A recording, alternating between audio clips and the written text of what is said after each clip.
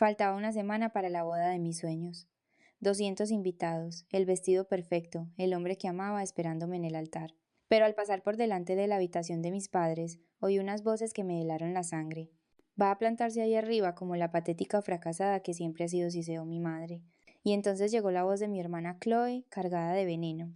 El plan es sencillo, mamá. Le tiro encima el vino, un Ribera del Duero bien potente, justo cuando llegue al altar. Mientras finjo que le ayudo a limpiarse, le desgarro la costura de la espalda de arriba abajo. Se quedará allí manchada y expuesta como la torpe y vulgar fracasada que es delante de toda la élite de Marbella. No era una broma, era una ejecución en toda regla.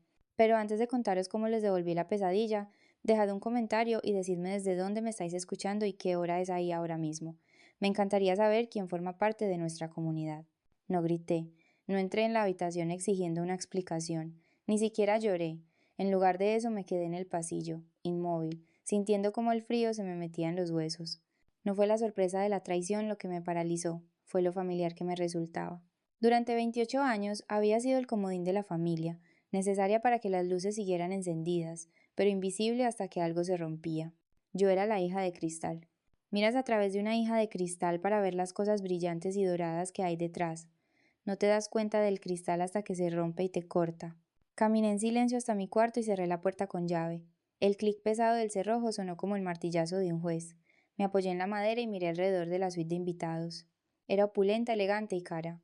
Mis padres se pavoneaban por esta finca en Marbella como si fueran la realeza, diciéndole a todo el mundo que era un regalo de un generoso socio de negocios de mi padre. Era una mentira. Y lo sabía, porque esa socia era yo. Hacía 6 meses mi padre David me había llamado aterrorizado.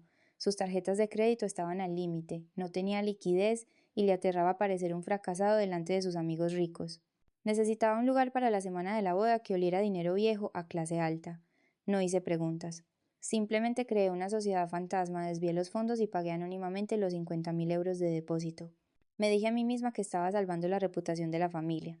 Pero allí, en la oscuridad, escuchando el eco de la risa venenosa de mi hermana, por fin admití la verdad. No estaba salvando su reputación, estaba pagando mi alquiler. Durante años había vivido atrapada en la falacia del amor transaccional. Creía que el afecto era una mercancía, algo que podías ganar si aportabas el valor suficiente. Si arreglaba sus problemas, si pagaba las deudas de juego de mi padre sin decírselo a mi madre, si corregía los textos de Chloe para que pareciera que sabía escribir, si me hacía indispensable, entonces, seguro, algún día, me ganaría el derecho a ser amada. Trataba mi lugar en esta familia como una suscripción que me aterrorizaba dejar caducar. Pensaba que si seguía pagando las cuotas en dinero, en silencio, en dignidad, no me cancelarían. Pero esa noche me llegó la factura, y el precio era mi destrucción pública. No querían mi ayuda, querían mi humillación. Estaban encantados de aceptar los 50.000 euros para la finca, y luego planeaban desnudarme en medio de ella. Me acerqué al espejo. La mujer que me devolvía la mirada no era la editora mediocre y apocada que ellos creían conocer. Esa mujer era un disfraz que me ponía para que ellos se sintieran cómodos.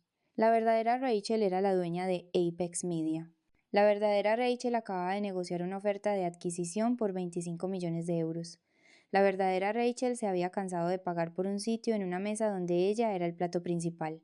Me senté al borde de la cama. La tristeza se evaporó, reemplazada por una claridad fría y dura. Si querían tratar nuestra relación como una transacción, perfecto. Estaba a punto de cerrar la cuenta. Me senté en mi escritorio, ese del que mi madre siempre se quejaba porque ocupaba demasiado espacio. Ella veía desorden, yo veía mi centro de mando. Abrí el portátil y la pantalla iluminó mi rostro en la oscuridad. Era hora de revisar las cuentas. Inicié sesión en el portal de administración de Apex Media. Para el mundo, Apex era un titán, una agencia de talento digital que representaba a los mayores influencers de la costa. Para mi familia era solo un nombre que oían en las noticias, algo demasiado grande para que su hija, la editora, lo entendiera. No tenían ni idea de que yo era la fundadora, la accionista mayoritaria y la mano que movía los hilos. Fui a la lista de talentos y busqué el perfil de Chloe. Allí estaba, con esa sonrisa ensayada perfecta para la cámara. Ella creía que un cazatalentos de Madrid la había descubierto en un restaurante de moda hacía 2 años. Creía que su ascenso meteórico, sus contratos con marcas, su verificación repentina, todo se debía a su carisma natural. No sabía que yo había dado instrucciones a mi equipo para que la ficharan. Le había construido su plataforma algoritmo a algoritmo, allanando su camino, enterrando sus escándalos y comprándole seguidores reales. Le había fabricado su estrellato para darle algo suyo, esperando que eso la hiciera lo bastante feliz como para ser amable. Qué equivocada estaba. Moví el cursor hasta el estado del contrato. Activo, lucrativo, esencial para su estilo de vida. Hice clic en el botón de editar y cambié el estado a pendiente de rescisión. Aún no lo ejecuté. Quería que el sistema estuviera listo. No era una venganza mezquina, era una reestructuración empresarial. Estaba eliminando un activo no rentable, pero no había terminado. En la conversación del pasillo habían mencionado dinero, usar el resto del fondo de la boda. Necesitaba ver a qué se referían exactamente. Cambié de pestaña al portal de mi banca privada. Mi abuelo me había dejado un fondo fiduciario, un pequeño colchón para empezar mi negocio. No lo había tocado. Prefería construir Apex con mis propios ingresos, manteniendo ese dinero como una red de seguridad. Abrí el extracto y me quedé helada. El saldo debería haber sido de 90.000 euros. Estaba a cero. Se me cortó la respiración. Hice clic en el historial de transacciones, retrocediendo. Hacía 6 meses, una única transferencia había vaciado la cuenta. Abrí el documento de autorización. Allí al final estaban las firmas, Lisa y David, mis padres. No solo habían firmado como testigos, habían falsificado mi firma como beneficiaria. Los bucles de la era eran demasiado anchos, la inclinación demasiado agresiva. Era una falsificación torpe y desesperada, probablemente hecha con pánico para cubrir las deudas que ocultaban a sus amigos del club de campo. El frío de mi pecho se extendió hasta la punta de mis dedos. Esto ya no era una cuestión de malos padres. No era favoritismo tóxico ni abuso emocional. Esto era un delito. Habían mirado el dinero que mi abuelo dejó para mi futuro y habían decidido que era suyo. Me habían robado para financiar el mismo estilo de vida con el que se burlaban de mí. Cerré el portátil. El silencio de la habitación se sentía pesado, cargado de una energía nueva y peligrosa. Ya no era solo la novia a la que planeaban humillar. Era la víctima de un delito financiero de 6 cifras, y era la directora general que tenía el botón de autodestrucción de la carrera de su niña dorada. ¿Querían un espectáculo? Les iba a dar un espectáculo, pero no sería el que ellos habían ensayado. La cena de ensayo de la noche siguiente fue menos una celebración y más una coronación para Chloe. Se sentó a la cabeza de la mesa en el exclusivo restaurante de Marbella, presidiendo la velada mientras yo me pasaba la noche haciendo recados como una asistente personal glorificada. Rachel, mi cola está arrugada. Arréglala, soltó Chloe, sin ni siquiera mirarme mientras bebía su champán. Rachel, ve a ver los aperitivos. Estos no son los que pedí, añadió mi madre, agitando una mano enjollada en mi dirección. Y procura poner mejor cara. Estás arruinando la estética. Hice lo que me ordenaron. Alicé la seda, comprobé el menú, me fundí con el fondo tal y como me habían enseñado.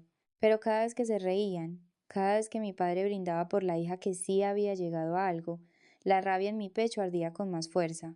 Quería gritar, quería volcar la mesa, restregarles las pruebas por la cara y ver cómo se ahogaban en su propia arrogancia. Salí a la terraza que daba al mar para respirar.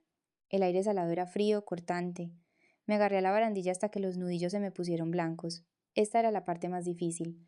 No el descubrimiento, no la planificación, sino la espera. El impulso de reaccionar es un instinto biológico. Luchar o huir. Pero yo estaba eligiendo una tercera opción. Congelarlos. Existe un poder especial que nace de la dignidad del silencio. La gente suele confundir el ruido con la fuerza, pensando que quien grita es quien tiene el control. Pero el verdadero poder es silencioso. Es la capacidad de poseer la información que destruirá a tu enemigo, y aún así sentarte frente a él, compartiendo el pan sin que te tiemble el pulso. Si gritaba ahora, solo sería la hermana celosa y loca que monta una cena. Les daría la narrativa que querían, que yo era inestable. Pero al contenerme, al dejarles creer que estaban a salvo, me aseguraba de que su destrucción fuera absoluta. El silencio no es pasividad, es la acumulación disciplinada de munición. No me estaba tragando la rabia, la estaba refinando hasta convertirla en combustible. Respiré hondo, dejé que el aire frío apagara el fuego en mis venas y volví a entrar. Era hora de reunir al consejo de guerra. Más tarde esa noche, en la tranquilidad de la casa de invitados, me reuní con Matthew y la abuela Eleanor. No perdí el tiempo en preámbulos. Puse el portátil sobre la mesa de centro y abrí los archivos. Les enseñé la falsificación. Puse la grabación del plan del vino y el vestido. Matthew se puso pálido. Era un hombre bueno, un hombre que creía en lo mejor de las personas, y ver la malicia pura de mi familia le rompió algo por dentro. Me miró, con los ojos desorbitados por el horror. ¿Iban a desnudarte? ¿Delante de todo el mundo? Todavía lo van a intentar, dije con calma. La abuela Eleanor fue diferente. No parecía horrorizada, parecía letal. Se puso las gafas de leer, examinó los extractos bancarios y luego miró las firmas. David susurró, con la voz temblando no por la edad sino por la furia. Mi propio hijo, robando a su hija. Levantó la vista hacia mí, con una mirada de acero. Hazlo, Rachel, préndeles fuego, no voy a permitir que se salgan con la suya. Necesito que confiéis en mí, dije. Mañana va a ser un caos. No podéis intervenir hasta que yo dé la señal, tenéis que dejar que suceda. Matthew me cogió la mano, apretándola con fuerza. Estoy contigo, lo que necesites. Bien, dije, cerrando el portátil. Porque mañana no vamos a una boda, vamos al funeral de su reputación. La ceremonia fue una clase magistral de tensión. La finca era impresionante, las flores perfectas y los invitados no sospechaban nada. Creían que la electricidad en el ambiente era expectación. Yo sabía que era la calma que precede a la tormenta. En el banquete, la mesa presidencial parecía un escenario. Mis padres sonreían, interpretando el papel de orgullosos y benévolos benefactores. Chloe revoloteaba de un lado a otro, con la mirada fija en la espalda de mi vestido, comprobando la costura. Sostenía una copa de vino tinto, oscuro y denso, como si fuera un arma. Cuando empezaron los discursos la vi moverse. Había llegado el momento. Chloe se acercó a la mesa fingiendo un tropiezo. «Oh», exclamó, con una voz teatralmente sorprendida. La copa de vino se inclinó. El líquido oscuro dibujó un arco en el aire. Me dio de lleno en el pecho. La multitud ahogó un grito. La mano de mi madre voló a su boca en una actuación digna de un Oscar. «Oh, no, Rachel». «Deja que te ayude», gritó Chloe, abalanzándose con una servilleta. Pero su mano no fue a la mancha. Fue directa a la espalda de mi vestido. Agarró la tela cerca de la cremallera y tiró con fuerza. Este era el momento en que me desnudarían, el momento en que me humillarían, pero la tela aguantó. Había llevado el vestido a una modista de teatro 3 días antes. Las costuras estaban reforzadas con hilo de nylon industrial. La cremallera, bloqueada. Chloe tiró de nuevo, y el pánico asomó en sus ojos. El vestido no se movió. La miré desde arriba, con el vino goteando por el escote y el rostro sereno. Elena, la organizadora de bodas, salió de entre las sombras. No llevaba una toalla, llevaba un micrófono. Gracias, Chloe, dije, con la voz amplificada, cortando los murmullos de la multitud. Pero no creo que sea necesario. Le quité el micrófono a Elena. Chloe se quedó paralizada, con la mano todavía aferrada a mi vestido. Le aparté los dedos con suavidad, uno por uno. De hecho, continué, dirigiéndome a la sala. Ya que tenemos la atención de todos, hay un pequeño cambio en el programa. Hice una señal a la cabina de audiovisuales. Las enormes pantallas de proyección detrás de la mesa presidencial parpadearon. El montaje de recuerdos felices que mis padres habían preparado se desvaneció. En su lugar apareció una pantalla en negro. Luego un logo se materializó. Letras rojas y audaces. Apex Media. Un murmullo de confusión recorrió la sala. Los invitados más jóvenes lo reconocieron al instante. Apex era el nombre más importante en el mundo de los influencers. La mayoría me conocéis como una simple editora, dije. Lo que no sabéis es que durante los últimos 5 años he sido la fundadora y directora general de Apex Media. Miré a Chloe. Su rostro estaba perdiendo todo el color. Y como directora general, dije, endureciendo la voz, tengo que tomar decisiones de personal difíciles. En la pantalla apareció un perfil familiar, el Instagram de Chloe, su TikTok, sus colaboraciones con marcas. Era el panel de control, en directo. Chloe, dije, acepto tu dimisión. Apreté un botón del mando que tenía en la mano. En la pantalla gigante, el cursor del ratón se movió hasta el botón eliminar cuenta, clic. Chloe gritó, ¡No! ¿Qué estás haciendo? La pantalla se actualizó. Cuenta no encontrada. Volví a hacer clic. Su TikTok, desaparecido. Sus contratos con marcas rescindidos. En directo, delante de 200 personas, su existencia digital estaba siendo borrada. Pero eso no es todo, dije, volviéndome hacia mis padres. Lisa y David me miraban con la boca abierta. Tenemos que hablar del presupuesto. La pantalla cambió de nuevo. Esta vez no eran redes sociales, era un extracto bancario, el de un fondo fiduciario. 90.000 euros leí en voz alta, robados del fondo que mi abuelo me dejó, firmas falsificadas, fraude electrónico. El documento hizo zoom en las firmas, David y Lisa, la fecha de la transferencia. Necesitabais que yo fracasara, les dije, con la voz temblando de una rabia controlada. Necesitabais que yo fuera el desastre para que Chloe pudiera ser la estrella. Robasteis mi futuro para pagar su vanidad. Me convertisteis en el chivo expiatorio para proteger a vuestra niña de oro. Pero resulta que el chivo expiatorio acaba de comprar la finca entera. La sala quedó en silencio absoluto. Se oía el romper de las olas a lo lejos, la élite de Marbella a los inversores. Los socios, la alta sociedad miraba a mis padres no con pena sino con asco. La máscara se había caído.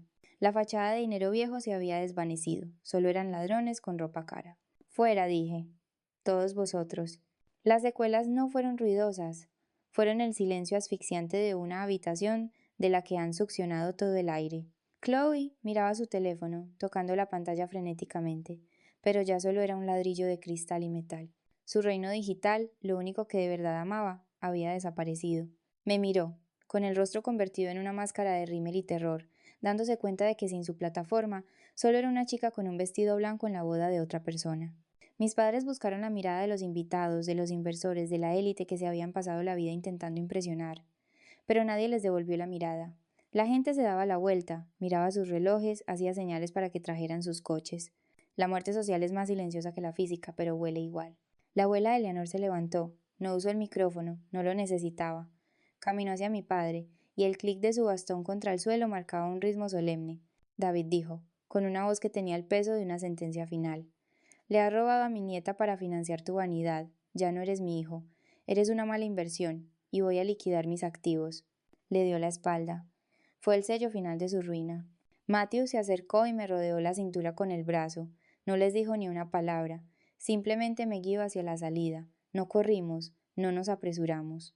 Caminamos entre los escombros de mi familia con el paso firme y sereno de quien no tiene nada que demostrar. No miré atrás, no miras atrás cuando ves arder un edificio si eres tú quien ha encendido la cerilla. La transición a mi nueva vida no la marcó un calendario, sino la calidad del silencio, el ruido de sus exigencias, de sus críticas, de su necesidad constante de que yo fuera útil, todo había desaparecido. Estaba sentada en el balcón de mi propia casa, no alquilada mía. El sol de la mañana golpeaba el agua, convirtiendo el océano en una lámina de diamantes. Sostenía una taza de café, sintiendo el calor en mis manos. Mi teléfono vibró sobre la mesa. Miré la pantalla. Mamá. Vibró de nuevo. Chloe. Estaban llamando. Por supuesto que lo hacían. El shock había pasado, y ahora venía la negociación. Querían una explicación. Querían saber si el botón de autodestrucción podía revertirse. No sentí rabia, ni tristeza. Me sentí como una empresaria mirando un correo basura. Cogí el teléfono. No contesté. Pulsé bloquear, y lo pulsé otra vez, y otra. Abrí mi portátil. El panel de control de Apex Media llenó la pantalla. Las métricas estaban en verde. La oferta de adquisición estaba cerrada. Mi imperio prosperaba. Ya no era la hija silenciosa. No era la que arreglaba problemas, ni el banco, ni el chivo expiatorio. Era la emperatriz de mi propia vida. Y las vistas desde el trono eran espectaculares. Si alguna vez has tenido que cortar con un familiar tóxico para salvar tu propia cordura, comparte esta historia. Nunca sabes quién necesita oír que está bien elegirse a uno mismo. Dale al botón de suscribir y nos vemos en la próxima.